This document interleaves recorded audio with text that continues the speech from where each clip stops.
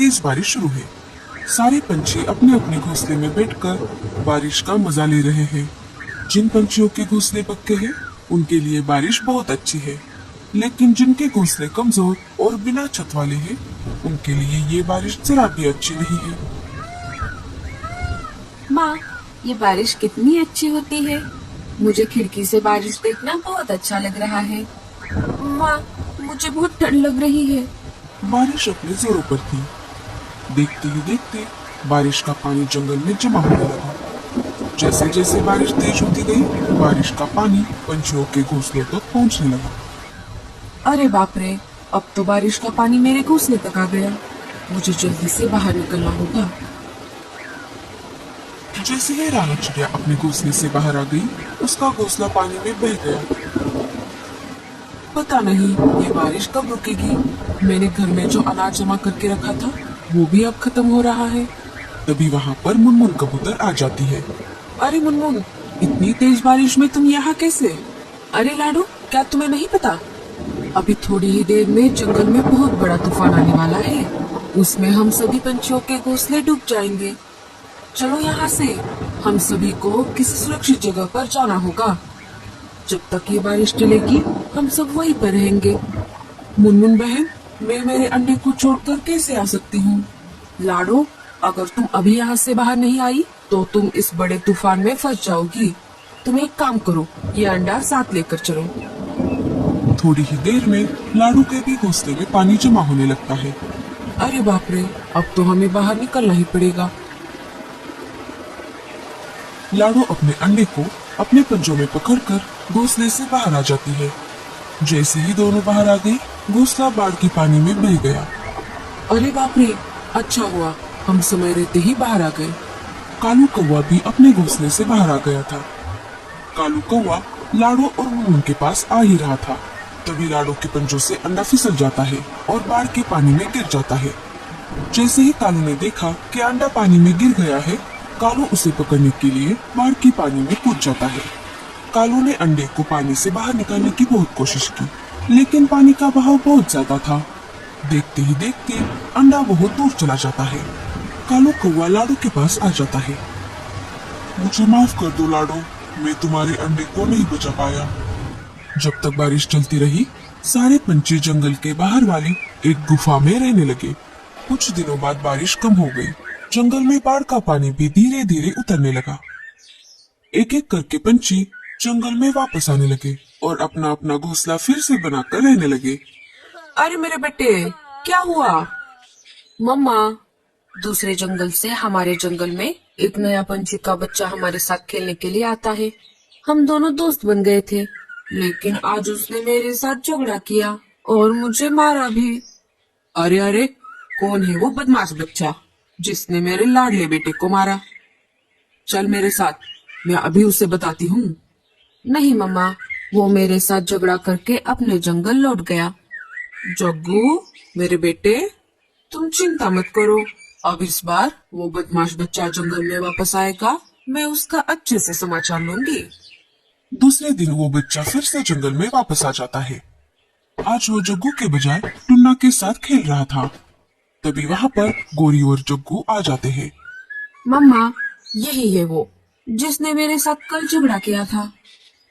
क्यों रे बदमाश, एक तो तू दूसरे जंगल से आता है और हमारे बच्चों के साथ झगड़ा करता है।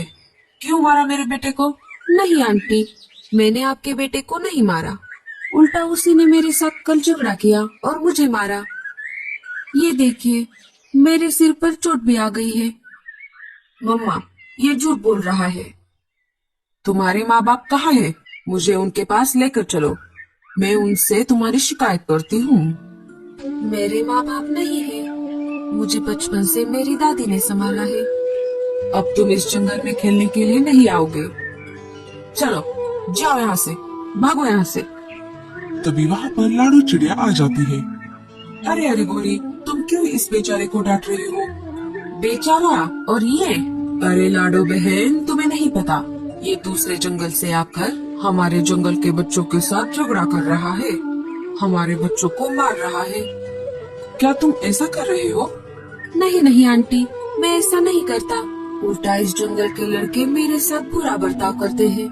मैं जिस जंगल में रहता हूँ वहाँ पर मेरा कोई दोस्त नहीं है, इसलिए मैं यहाँ पर आता हूँ। जग्गू, चलो यहाँ से, अब तुम इस बदमाश बच्चे के साथ नहीं खेलोगे। गोरी और जग्गू वहाँ से चले जाते हैं। तभी वहाँ पर कालू कौवा आ जाता है। अरे लाडो, तुम यहाँ पर क्या कर रही हो? क्या तुम्हें अपना नया घोंसला नहीं बनाना? मैं लकड़ियाँ लाने के लिए बाहर आई हूँ कालू भैया। तभी कालू की नजर उस बच्चे पर पड़ जाती है।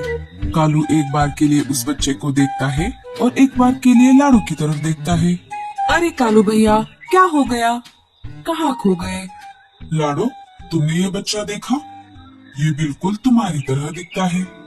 हाँ कालू भैया, अगर उस तूफान में मेरा अंडा ना भीता तो मेरा भी बच्चा आज इसके जैसा होता।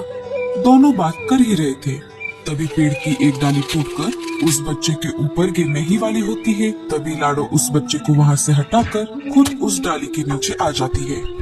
लाडो डाली के नीचे फंस जाती है। अरे बाप रे, ये क्या हो गया? लाडो रुको, मैं अभी मदद लेकर आता हूँ। कालू वहाँ से मदद लाने के लिए चला जाता है। तभी वहाँ पर उस बच्चे की दादी आ जाती है। अरे टीनू, तुम कहाँ थे इतनी देर से? मैंने तुम्हें कहाँ नहीं ढूंढा। चलो अब घर चलो। दादी, वो सब छोड़ो, पहले इन आंटी को इस डाली से बाहर निकालो, वो इसके नीचे फंस गई है। दादी लाडो के ऊपर से वो डाली हटा देती है। अरे चिड़िया, तुम इस डाली के नीचे कैसे फंस गई? दादी, ये डाली मुझ पे गिरने वाली थी, लेकिन मुझे बचाने के चक्कर में ये डाली इन्होंने अपने ऊपर ली। तुम्हारा बहुत बहुत शुक्रिया चिड़िया, तुम्हारी वजह से आज मेरे टीलू की जान बच गई। कोई बात नहीं, ये तो मेरा फर्ज था। दादी, एक बात बताइए, आपको ये चिड़िया का बच्चा कहाँ पर मिला? अभी कुछ महीने पहले जब तेज बारिश हुई थी, उसके साथ साथ तूफान भी आया था। इस जंगल में जो नदी बहती है, वो नदी मैं जहाँ पर रहती हूँ वहाँ से भी गुजरती है। मैं उसी नदी के पास एक कुटिया में रहती हूँ। एक दिन मैं पानी लाने के लिए नदी की तरफ गई थी, तब एक अंडा मुझे उस नदी में बहता हुआ दिखाई दिया। मैं वो अंडा मेरे साथ घर लेकर आई। ये बच्चा उसी अंडे से बाहर निकला था, तब से मैं उसे पाल रही हूँ। लाडो, क्या तुम भी वही सोच रहे हो जो मैं सोच रहा हूँ? हाँ हाँ कालू भैया। कालू सारी बातें दादी को बता देता है। ये तो बहुत अच्छा हुआ, मुझे बहुत चिंता थी। मैं इस बच्चे को पूरी जिंदगी अकेले कैसे पालूंगी, क्योंकि ये एक चिड़िया का बच्चा है और मैं तो एक इंसान हूँ। दादी, आपका बहुत बहुत शुक्रिया। आपकी वजह से मुझे मेरा खोया हुआ बेटा वापस मिल गया। टीलू भी अपने माँ से मिलकर बहुत खुश हुआ था। देखा तुमने लाडो, ऊपर वाले के घर देर है लेकिन अंधेर नहीं।